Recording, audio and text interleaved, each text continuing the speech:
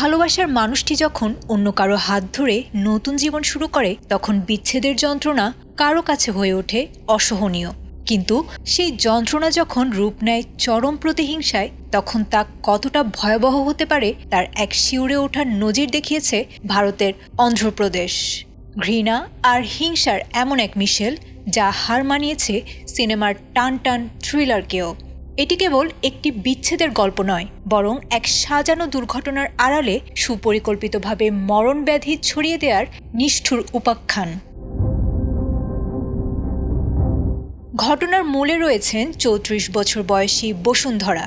সাবেক প্রেমিক অন্য এক নারীকে বিয়ে করায় তার ভেতরে দানা বেঁধেছিল তীব্র ক্ষোভ, আর সেই ক্ষোভ থেকেই তিনি বেছে নিয়েছিলেন এক ভয়ঙ্কর পথ।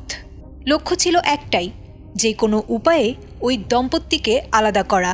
আর সেই পরিকল্পনায় হাতিয়ার হিসেবে বেছে নেওয়া হয়েছিল মানবদেহের সবচেয়ে ঘাতক ভাইরাস HIV। এই নারকীয় মিশনে বসুন্ধরা একা ছিলেন না, সহযোগী হিসেবে পাশে পেয়েছিলেন আদনির এক বেসরকারি হাসপাতালের নার্স কঙ্গি চৌতি এবং তার 2 সন্তানকে।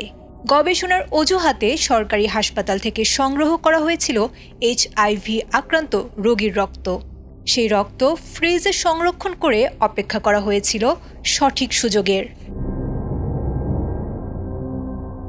ভারতীয় গণমাধ্যম এনডিটিভির তথ্য মতে গত 9 জানুয়ারি দুপুরে ভুক্তভোগী নারী চিকিৎসক যখন স্কুটারে বাড়ি ফিরছিলেন তখনই মঞ্চস্থ হয়েছিল নাটকের শেষ অঙ্ক। পেছন থেকে মোটরসাইকেলের ধাক্কায় ফেলে দেওয়া হয়েছিল তাকে। এরপর সাহায্যের ভান করে এগিয়ে এসেছিলেন বসুন্ধরা ও তার সহযোগীরা। আহত চিকিৎসককে অটোরিকশায় তোলার ছলনায় কৌশলে তার শরীরে পুশ করা হয়েছিল সেই সংক্রমিত রক্ত। পরক্ষণেই সে নারী চিৎকার করে উঠলে পালিয়ে গিয়েছিল চক্রটি। ভুক্তভোগী নিজেও একজন চিকিৎসক হওয়ায় দ্রুত বিষয়টি আঁচ করতে পেরেছিলেন। তার স্বামীর দায়ের করা অভিযোগের ভিত্তিতে পুলিশ ইতোমধ্যে তদন্তে নেমে অভিযুক্ত 4 জনকে গ্রেফতার করেছে। বর্তমানে তারা স্ত্রী ঘরে থাকলেও এই ঘটনা জনমনে তৈরি করেছে চরম আতঙ্ক আর ঘৃণা। প্রতিহিংসার আগুনে পুড়ে একজন সুস্থ মানুষকে তিলে তিলে মৃত্যুর দিকে ঠেলে দেওয়ার এই প্রচেষ্টা আধুনিক সমাজকে আরও একবার স্তম্ভিত করে দিয়েছে। আয়েশা আক্তার, ATN বাংলা।